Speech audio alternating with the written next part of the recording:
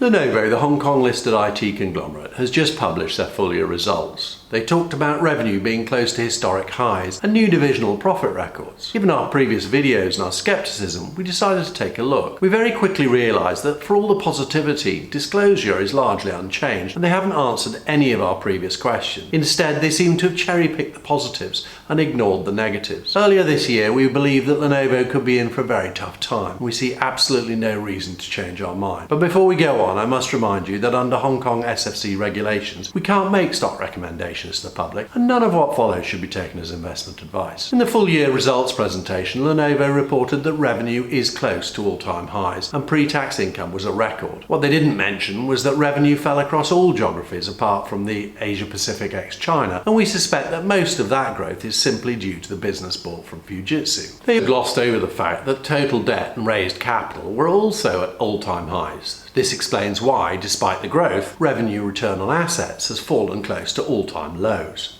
Reported margins have improved, which is great, but we wonder just how much of this comes from the currency. The RMB has fallen against the dollar in the first quarter, and much of their manufacturing cost is in China and RMB denominated, whereas revenue is overseas and dollar-based. In fact, over 50% of net income is wiped out by asset-based currency translation losses. These are glossed over by many because they're taken below the net income and go direct to the balance sheet.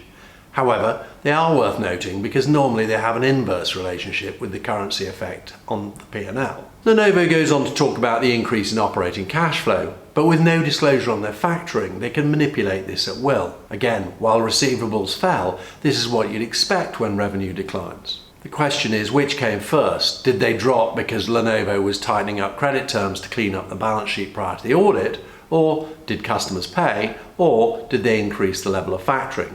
We can't know, but factoring costs are still double the level of last year, which seems a little odd given that revenue is flat. Some of the cash received was used to cut payables, fair enough, but this would seem to confirm our comment earlier in the year that payment to suppliers were being delayed as they desperately tried to preserve cash. Notwithstanding how the cash was sourced, net cash from operating cash flow rose to 2.2 billion. 1.1 billion of this was spent on investing. You need to add in the 130 million of principal lease repayments to the reported 900 million. This is because leases are effectively capex. It's just that someone else makes the upfront payment. We do worry that their investment spend exceeds depreciation by 200 million because given the lack of organic growth and declining sales to assets, it rather looks to us as if they're inflating profits by under-depreciating. Nonetheless, this still leaves a positive 1.1 billion prior to fundraising. Well, perhaps not, because they include 160 million contribution to employee share trusts in financing activities. But we would say that unless this is a loan repayment, we think this is an operating cost and should have been stuck further up the P&L. Anyway, adjust for this, deduct the 500 million needed to pay the various dividends, and there was still 440 million to pay down net debt. However, instead of cutting net debt, Lenovo issued a convertible to raise more capital. This seems a little odd given they're so positive about the future and have 3.5 billion of cash on the balance sheet, unless of course it was placed with favoured investors. Post-year end, they raised another $1 billion at nearly 6% to pay off an RMB loan borrowed at just under 5%.